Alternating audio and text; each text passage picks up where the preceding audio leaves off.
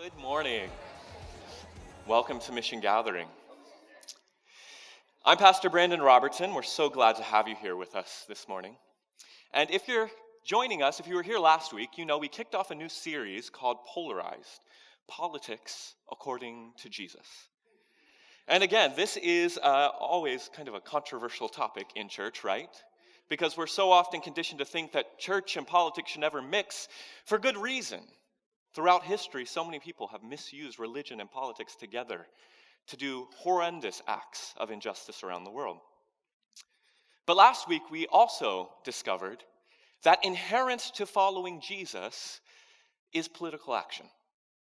We said that the Christian faith is inherently political because the earliest followers of Jesus were preaching a gospel that was against the Roman Empire. It was fundamentally political.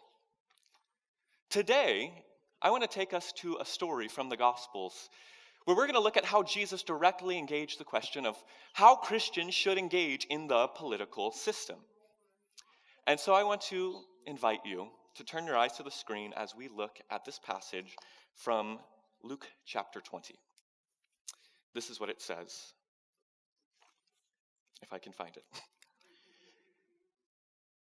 So the chief priests, who, by the way, are politically appointed by Caesar, watched him and sent spies to trap him by what he said, so as to hand him over to the jurisdiction and the authority of the governor. We're going to stop there. Do you see what's happening in this passage? Probably not.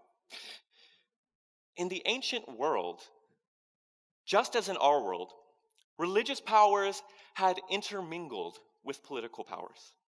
And religious leaders had become tools of the state. In this political arrangement, the Jewish leaders were free to practice their religion as they saw fit, so long as they also carried out Caesar's bidding.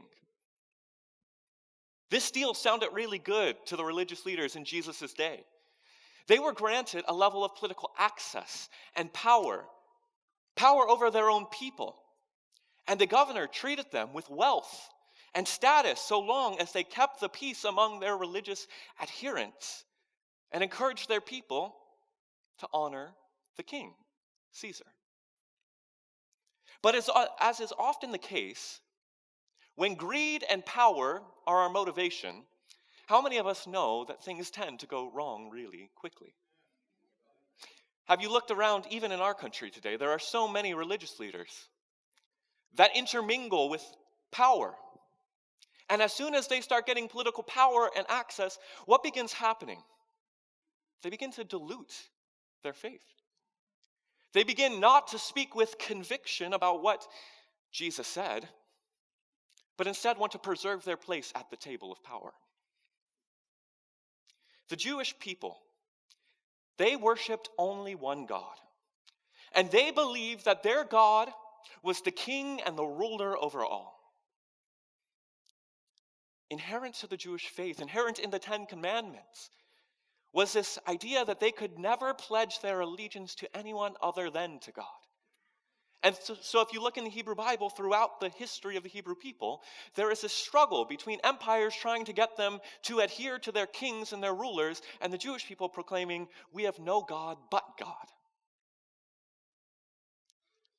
They were, especially as followers of this monotheistic God, hesitant to obey or to pledge allegiance to any ruler that was currently unjustly occupying their land. And in this current situation, as we see in this passage, Israel is being occupied by the Roman government. So when the Roman government comes along to the Jewish people and tells them they need to adhere to Caesar, you can see also why they're a little hesitant. This empire has come into their land, taken over and said, "You need to start adhering to our way of doing things." And again, the Jewish people believed that God was their only ruler. So this was a struggle for them. Because the religious Jews of the first century looked around and saw that their religious leaders had intermingled with political leaders, they were really distrustful of the religious establishment, and rightfully so. In the first century, uprisings were common. People in the Jewish land of Israel were ready to topple the Roman Empire at any chance they got. They were ready to rise up and declare that the system that was occupying their land was unjust and incompatible with the way that they believed their world should be organized. After all, the Jewish people believed in this thing called a Messiah. And I think a lot of us in this room, how many of you have heard the word Messiah? I assume most of us. But most of us probably grew up or learned that word as a religious term. But for the Jewish people, the Messiah wasn't really a religious figure at all. He was a political liberator. Sent by God, appointed by God, yes, but sent to overthrow the oppressive regimes that continually oppressed the Jewish people. And so in the first century, tons of would-be messiahs showed up on the scene, believing they were called from God to help liberate their people. And they would get disciples around them, and they'd talk about this vision to overthrow the Roman Empire, and often they would lead an uprising. And do you know how Rome would respond? We looked at this a couple weeks ago. They would crucify the ruler. Does that sound familiar? The people were longing for a Messiah to come and save them. And as many did, as many claimed to be the Messiah, they were crushed time and time again by Rome. So when Jesus comes on the scene, the religious leaders are very aware of what he's trying to do. In their mind, he's just another one of these revolutionaries, another would-be Messiah who simply they were going to wait for him to cross the legal boundary, arrest him, and crucify him, and end this little movement that he was trying to start. By the time we get to this passage in Luke chapter 20, the religious leaders had a good reason to believe that an uprising by Jesus and his followers were imminent. Just a few days earlier, if you were to look in the chapter before this, we see this familiar scene of Jesus riding into Jerusalem on a donkey with people waving palm branches and declaring Hosanna, which is a political phrase saying the king has come. So the religious establishment is looking at this Jesus, and they're expecting him to lead a political uprising any moment because he's just entered the city as a king, a would-be king. So the religious leaders, as we see, are watching Jesus closely. Our passage begins by telling us that they sent spies to listen, to ask him hard questions, and to try to get him to announce his anti-imperial resistance so that they could arrest him. The passage continues. So they asked, "Teacher, we know that you're right in what you say and you teach, and you show deference to no one, but teach the way of God in accordance with the truth. Therefore, is it lawful to pay taxes to the emperor or not?" These are some sneaky sons of guns, aren't they? As you know, in this passage we already talked about, the common Jewish teaching was that you should pay deference to no one but God, and especially not to another human. This was seen as the common Jewish principle of the day, and the Roman Empire accepted this as okay, so long as the Jewish people, even if they didn't pay deference, would pay their taxes.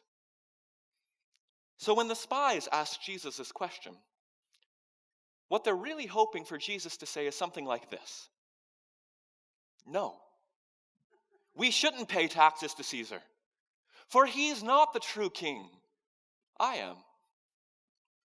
Those words would have been a death sentence. They would be treason. And for our purposes, I want to point out the question under the question here. When Jesus is asked, should his followers participate and respect the government, even a government that might not reflect their values?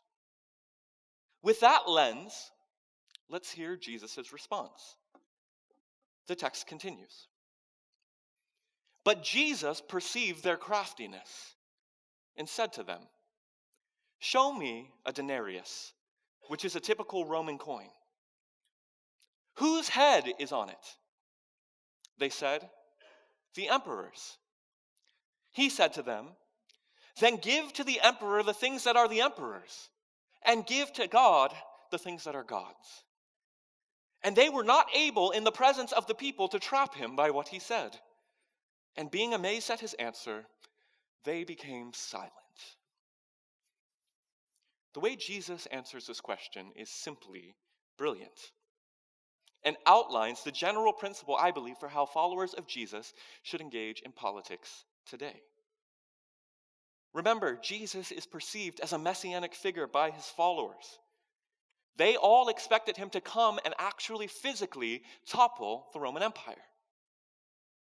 Indeed, Jesus is a messianic figure. But the way that he desires to transform the world is very different than what his followers expected. The kingdom that Jesus proclaimed didn't come from the top down. It wasn't about making Jesus a new emperor in any literal, immediate sense.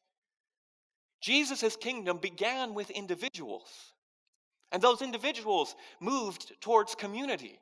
And then those communities moved to change society. And then society changed the entire world.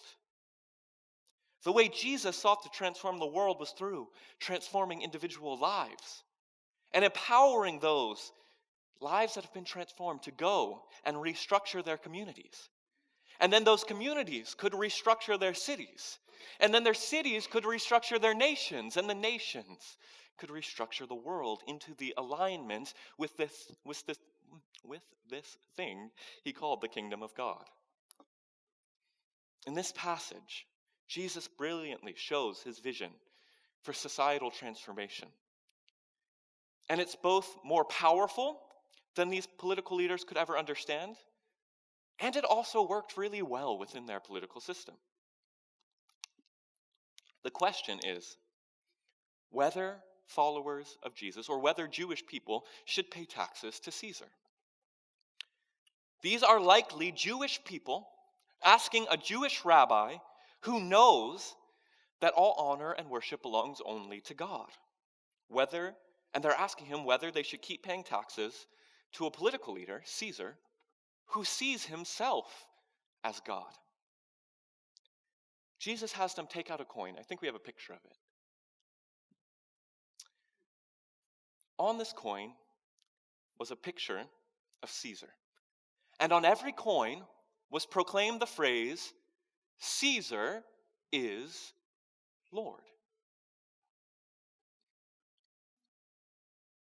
Do you see what's happening in this contrast here? Jesus says, look at this coin. It clearly belongs to Caesar. It clearly belongs to this system, this government that we're living in, that we're a part of. Everyone knew that this coin was a declaration of the empire's longevity. By using this coin, it was a symbol that you were going to participate in the world that Caesar was establishing. When Jesus asks them whose name is on the coin, the spies answer that it's Caesar's name and it's Caesar's face, of course. And so Jesus responds, give to Caesar what belongs to him.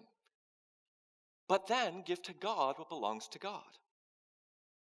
Now, I don't know if you know this, but Jesus is a trickster. Time and time again in the New Testament, he does things to intentionally trip people up, to get people caught in their own words.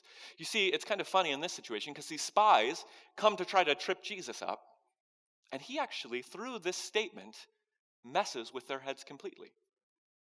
Because he says, give to Caesar's what belongs to Caesar's. Jesus says these mere coins, as important as they might be in society, these are things made by the empire. And empires are temporary, just like the coins. So as long as the empire stands, in order to live a normal life, Jesus says, give to the empire what belongs to it. Play the game. He says mere coins don't offend God. But as you play the game of empire, remember that you need to give God what is God's. And what is God's? Everything. Do you see what he did there? He said, give the coins that Caesar made back to Caesar. Respect the rules of the systems that you live within. But then live your life with your deepest allegiance and affections pointed towards God. Give your deepest honor to God alone. Live your life according to God's laws and God's principles. Jesus says this because he knows two things. First, that empire could never stop individuals and their communities from living and worshiping God. For there was no way that any empire could ever see the posture of heart of the people that lived within it. The second thing that Jesus knew is that when people engaged in seemingly harmless acts of justice and mercy and charity, the acts that God calls them to, then society will be transformed. Time and time again, Jesus teaches, along with the prophets of the Hebrew Bible, that acts of justice are meant to be done regularly and quietly. They're meant to be done humbly, not so others can see and praise you for these actions, but so that God can see you, and God's work will expand throughout the earth without any empire ever realizing it's happening under their nose. Translate this and these principles into our own day. Jesus says, participate in and respect the political system. I think I can also make the assumption that if Jesus were living in a democratic society, he'd also say, go out and engage, vote, do the things that keep the political system going.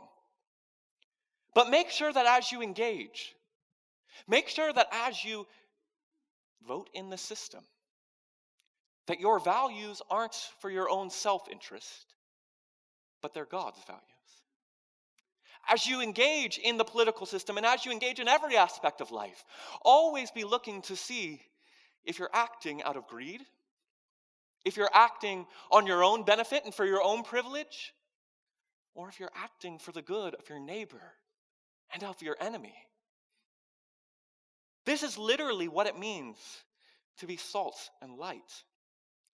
How can we share the light of God's love? How can we flavor society if we're not engaged in it? To be an effective disciple of Jesus means that we're called to engage in our society, to engage in culture, to engage in our political system. One other caveat here. This doesn't mean that we blindly engage with things that the government does that are unjust and that are against the values of the kingdom. Part of the reason that Jesus is on the radar of the political and religious leaders of his day is precisely because he, time and time again, boldly spoke truth to power. In the tradition of the prophets, Jesus steps up and names political leaders and calls them out for their injustice. This is the tradition we stand in. One that, yes, engages in government, engages in the political system, but isn't afraid to say when a political leader or the government does something that's antithetical to the values of the kingdom, that we speak up, we name it, we call it out, we demand change. Jesus is a faithful teacher in this tradition. When Caesar or his religious leaders did something wrong, he wasn't afraid to call them out. And that's our responsibility as Christians too, by the way. To be prophetic agents of transformation in our world today. And in order to be prophetic, we must be willing to speak up against injustice, even when it costs us. As another side note here, I want to have a quick, frank discussion. Sometimes from this pulpit, I've in particular criticized our current president. I've called out blatant sins that have been committed. In our hyperpolarized culture, it's easy to see this as being partisan or divisive. It's easy to feel uncomfortable, especially for those who might not align politically with the way that I align. But I want you to hear something very clearly. Calling out acts of injustice has nothing to do with being a Democrat or a Republican. You can be a Republican and still clearly call out immorality of this president, just as Democrats should have called out immorality of the past president. In fact, most Republicans in our nation today are willing to step up and call out acts of immorality when they happen. But our tradition, the tradition of this Christian faith that we're all a part of here, it's prophetic. And part of the Christian tradition means that we have to stand up and speak up about the values of God in the midst of our culture. We need to proclaim those values boldly in the public square because we realize that the values of Jesus aren't Christian values. They're values for the common good of everyone.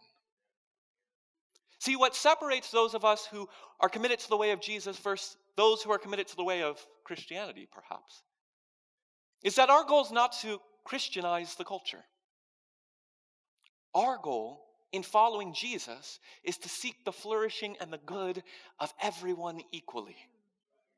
That's what the kingdom looks like. And that kingdom expands through acts of individual justice, but it also expands through engaging in political systems. Again, this tradition of speaking truth to power is all throughout the Bible. Have you heard the story of the Hebrew Bible of the three men who spoke against King Nebuchadnezzar and said, "We will not bow down to your image"? And what did he do? I think we have a picture of it.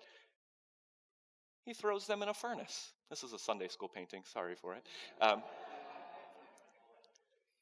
The story was these Hebrew people were called to bow down to an image that a king created, and they said, "No, that's unjust. The king represents values that aren't our values." And by speaking up, they paid a price. They were thrown into a fiery furnace. As the story goes, a fourth man appears in that fire, one like the Son of Man, and God rescues them, which is an affirmation, by the way, of God's blessing on them for speaking up against a political ruler. Again, this is our tradition, to speak truth to power, to work hard for a just and equal world, especially for those who are oppressed and marginalized, no matter what the cost is to us.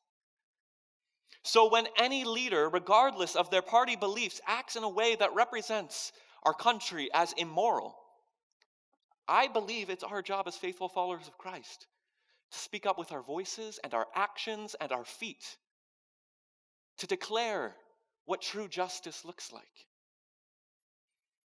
And this might make some of us uncomfortable, but I honestly cannot see a way of being a faithful follower of Jesus in 21st century America without resistance and without truth-telling. They are inextricably linked. So the first thing Jesus teaches us is to engage in the political system by adhering to it and respecting it, and also speaking truth when it does wrong. The second point Jesus makes is this: that transformation will never begin from the top down. If we want to transform the world, it begins at the grassroots level. And actually, Jesus teaches that true world transformation begins by transforming ourselves. As cheesy as that sounds, and as that Michael Jackson song went, it's not just a cliche. When we render ourselves to God, when we allow the kingdom of God and the values of the kingdom to become manifest in our own hearts, in our own lives, then we become effective agents of change in the culture and in the world. But it begins by establishing the kingdom within first. And this is something, let me say, that progressive Christians aren't really good at. We're really good at talking about justice on the big level, but not so much about what it looks like to allow the values of Jesus to rule in our own hearts, in our own lives. We're comfortable with calling out injustice and sin in public life, but not so good at taking a look at what's going on in our own hearts and realizing that if we don't start addressing the injustice in our own hearts, in our own lives, the unhealthy patterns within us, that we can't actually be effective change agents in the broader world. A Canadian psychotherapist and philosopher named Jordan Peterson writes this really succinctly. He writes this: "The American English poet T.S. Eliot explained why in his play The Cocktail Party, one of his characters is not having a good time. She speaks of her profound unhappiness to her psychiatrist. She hopes that all of her suffering is her own fault. The psychiatrist is taken aback. He asks why she's thinking this way. She thought long and hard about this, she says, and comes back with the following conclusion. She wants to believe it's her fault because then she might be able to do something about it. If it's God's fault, however, then reality itself is flawed, hell-bent on ensuring her misery, and she is doomed. She couldn't change the structure of reality itself, but maybe she could change her own life." Now, there are parts of that I may or may not agree with. But the idea there is this: that if we want to start changing the world around us, we need to set our own house in order first.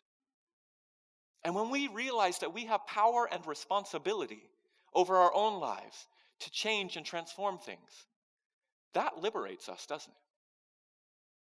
It's one thing to think of your problems as external, things happening to you. It's completely other when you're able to take hold of your own life and begin conforming it to the image of Jesus.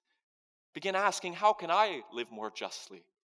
How can I live in a way that honors my friends, my neighbors, and even my enemies? If we begin by reining in our own desires, cutting out the excess in our own lives, we become more whole and healthy and more able to do bigger acts of transformative justice in our world around us. When we take time to look at the log in our own eye, as Jesus says, then we're better able to help out our neighbor and remove the speck in their eye. If we're going to be effective agents of change in our society, we must begin by first submitting our own hearts and our own mind to the way of God, becoming healthy and whole people like God desires us to be. And now this isn't going to be, by the way, a neat process. One must sequentially do something before the other. Like, this isn't, as soon as you start getting your own life better, then you're going to automatically start doing justice in the world. These things don't happen in that way. These things all need to be happening at one time. So I'm not saying go sit at your house for the next 4 years and try to get your life in order and then start doing justice in the world. No, these go side by side. But so often, and I know this coming from the world of activism, so many people get so fired up and step out into the world and begin speaking truth to power, only to get burnt out and hurt 6 months later. And that's no good for anyone. If we make sure that we're healthy, grounded, rooted in God, then then we're connected to the source that gives us our strength, and we become the change agents that God calls us to be in the world. For Christians, this means that if we act impulsively, if we don't consider our own actions and ask if they're in alignment with Christ and his path, then we're actually doing more harm than good. In our passage today, Jesus tells us to participate in the political and social systems of our imperfect world while continuing to render to God what belongs to God. And that means everything. What this means is that it's both possible and necessary to engage in the political and social sphere as those who have deep relationships with God and are committed to a vision of how God desires our world to be. So as we look at our world today, the question we must ask is this: how can I engage in the system that's both faithful to the system and also works out the values of the kingdom? How can I embody Jesus and his radically inclusive gospel to our society? And most importantly, what areas of my own life do I need to bring into alignment with the way of Jesus? If we continually ask ourselves these questions, I believe we're going to be led into a path that powerfully reflects Christ and then powerfully empowers us to transform our society for the common good of everyone. then we become faithful citizens. Then we become faithful followers of Christ. And this is our call as disciples of Christ. I'm going to end the sermon today by praying some words of a prayer that you all probably have heard before. But before I do that, one thing I wanted to say at the beginning of our sermon is, at the heart of Jesus' politic is this command to love our neighbor as ourselves, right? And I don't know if you all have heard this story, but we have a neighbor here just a half mile away that's literally been going through hell.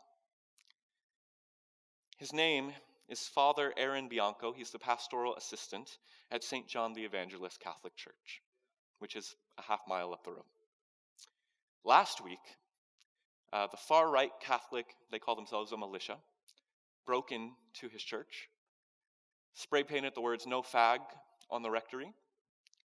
A year ago, they broke in and held him at gunpoint. He's openly gay, by the way.